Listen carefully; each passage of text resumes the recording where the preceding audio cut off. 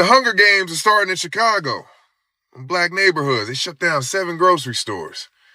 What you gonna do now? All them teen takeovers? People are sick of it.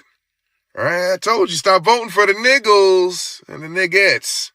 It ain't pretty for your city.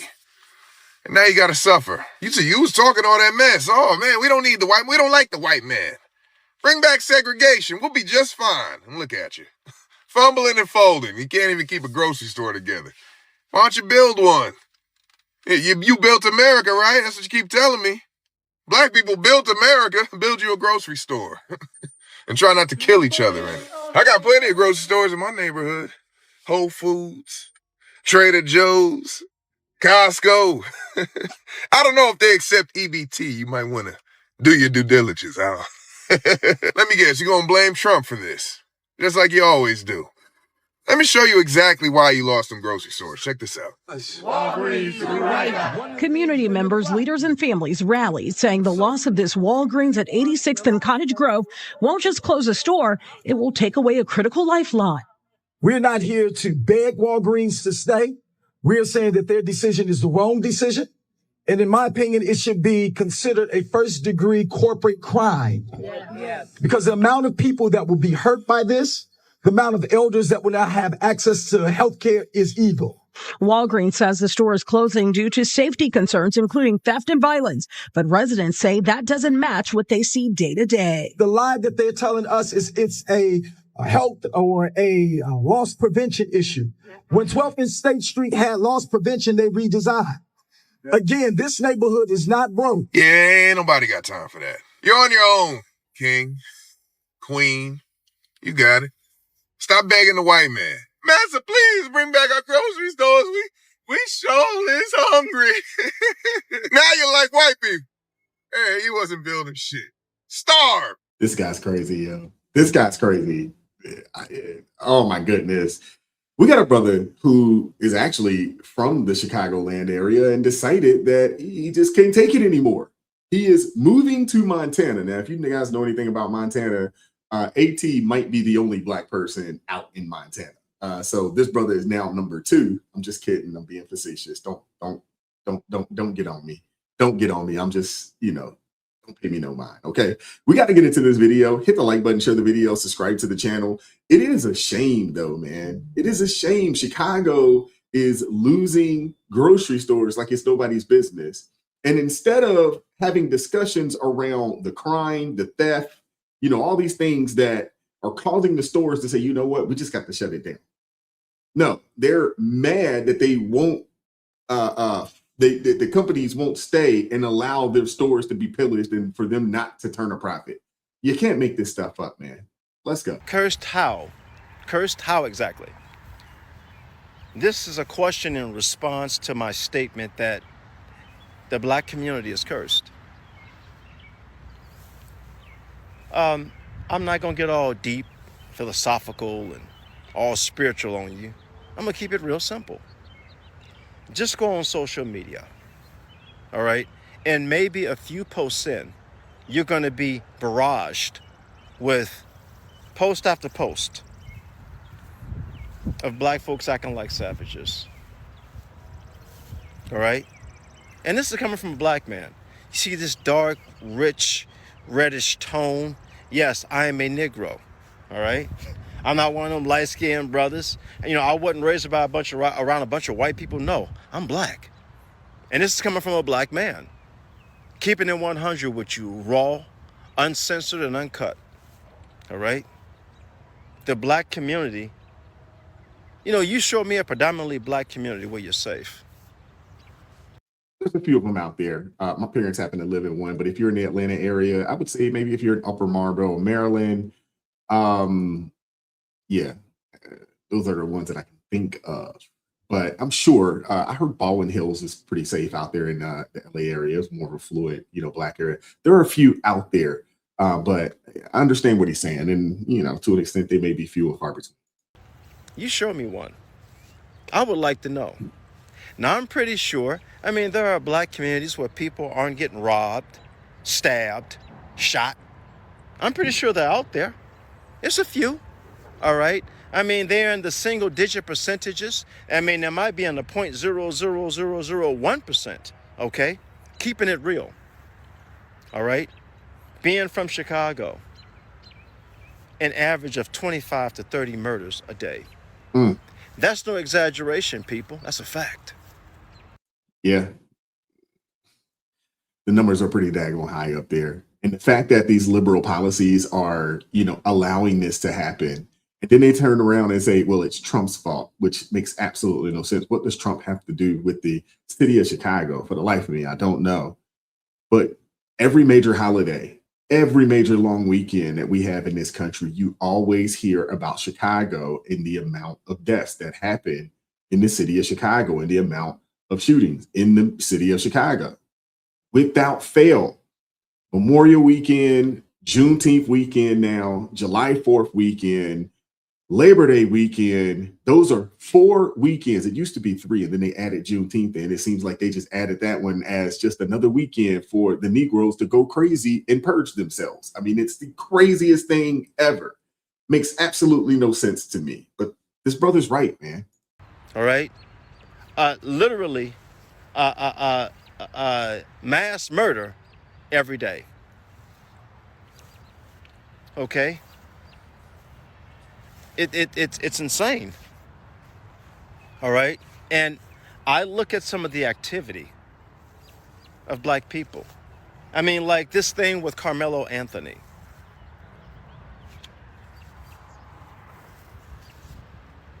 I mean, this kid, we know what he did. Mhm. All right, cursed how? Really? You know, I moved from Chicago to Montana. All right. And right now, right now, I am visiting Chicago for a short period of time. I haven't even been here a whole week. And there was already a person murdered in the neighborhood. This neighborhood I'm in right now, someone's life was taken, and they had a lockdown in place because you got some knucklehead running around. All right. I mean, just good old Chicago. I mean, listen here, it's not complete unless somebody getting put down. Mm. All right. You know, being in Montana around a bunch of Caucasian people, crime. I'm gonna tell you something. If somebody gets murdered out there, it's like, oh, it's a big deal, because it just doesn't happen like talking about it. I mean, literally, folks. I mean, crime it's almost. I'm not gonna say crime free, but I mean, really. It's almost non-existent. You can say it. It's okay. And I'm sure there are going to be people in the comment section that are going to come for him. And I'm sure there were people in the comment section for this video coming for him as well.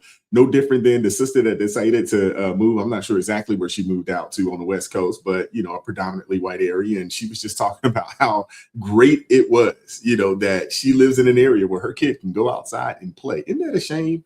That you got to move halfway across the country, or at least move away from people or places where the majority of people look like you in order to live in a safe community. That shouldn't be, but that is the case in a lot of places around the daggone country. How was the black community cursed? At this point, our culture is death. Mm. All right. It's sad. Is he lying? The movies, these people have the ability to create movies, produce movies, direct and write movies. They're all on Tubi, things of that nature. Most of them are about some hood stuff. A lot of them are about hood stuff, about the, robbing, stealing, gang banging, slanging, always some death and, a bunch of, mass pew pewing going on. I mean, it's crazy. You actually have the ability. Don't tell me you don't, because these are independent films and independent filmmakers, and they produce these types of films. The majority of what you're going to see on Zeus and Tubi, those independent films, is going to be that. And you look at the music. Now, there are some people out there that are producing some really dope music, but they don't get to shine. You know, the song of the summer, so they say, is the scamming and boosting song. You know what I'm saying? And all of a sudden, we've seen more people get locked up for scamming and boosting this summer. Why? Because they're listening to this debaucherous, wicked, demonic music. The culture has a problem, man. And that's not to say that that is all. And I'm sure this brother is not saying that it is all. But there are entirely too many people willing to ignore the debauchery, ignore the foolishness, and defend it in some cases.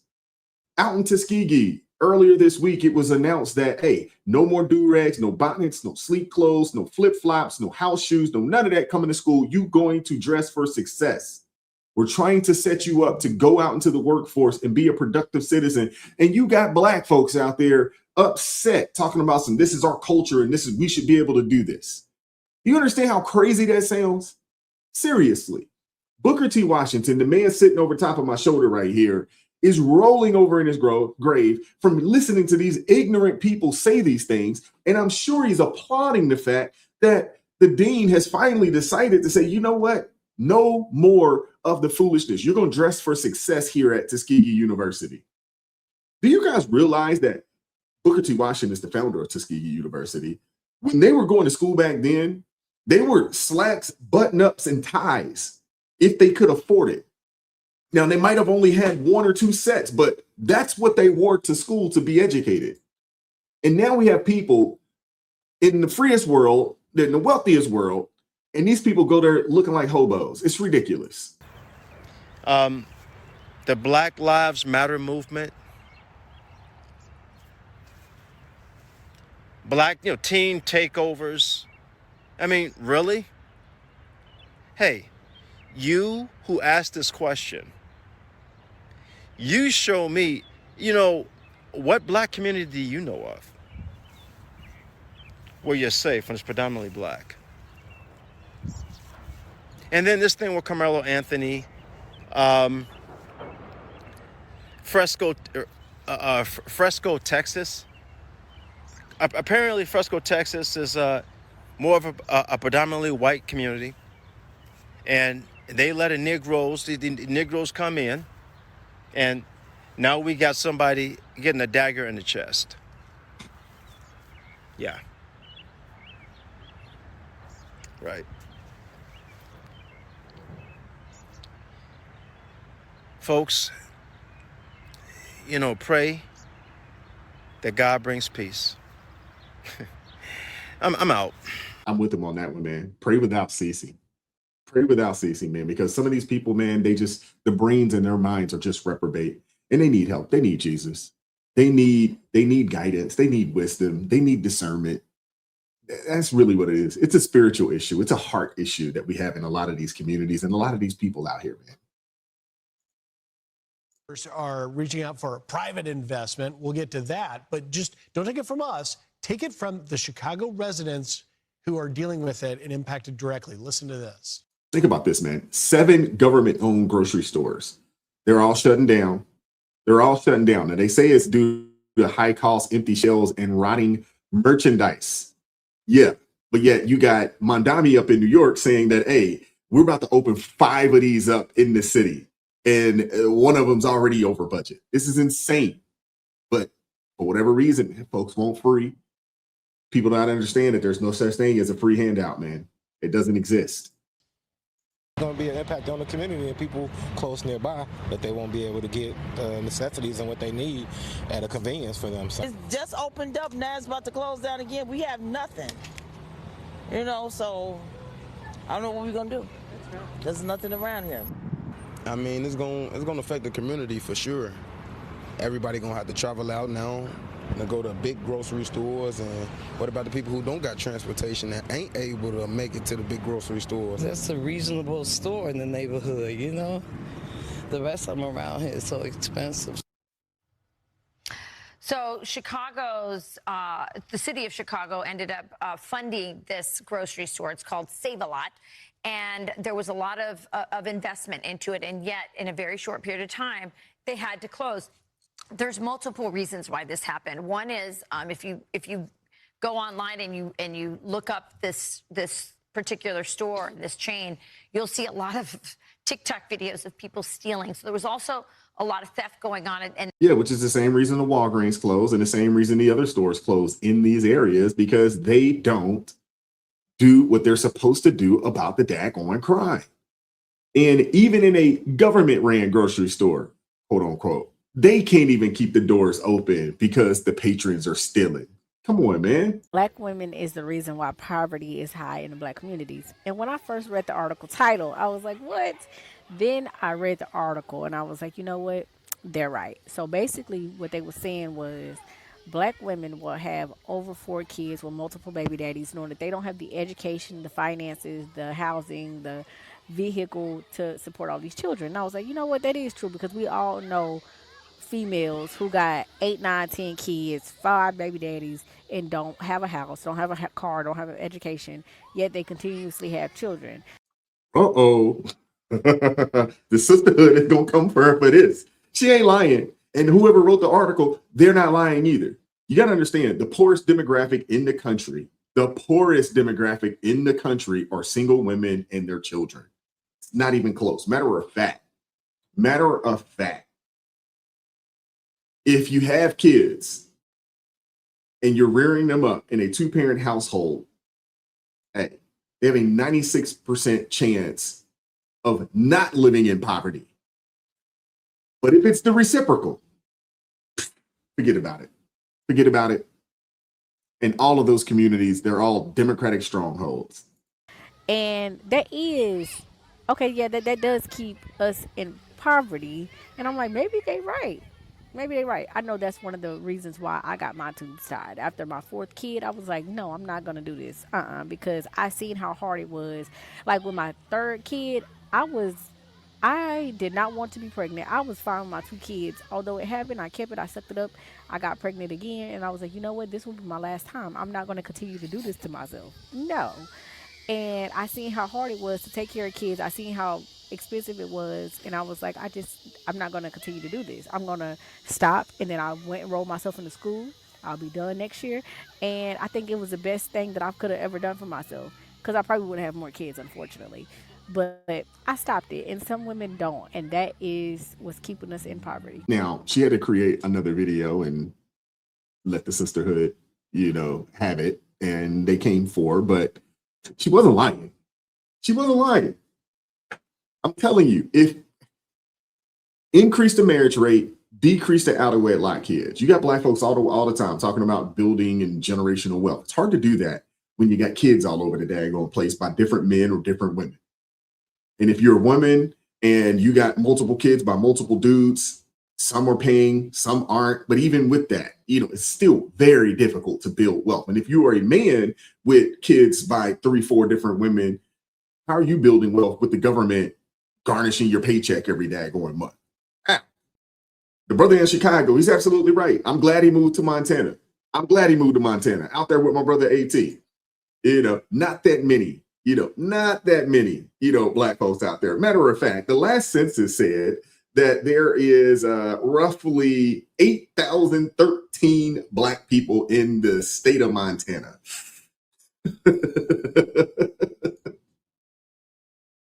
Hey. And he said that, crime is basically non-existent.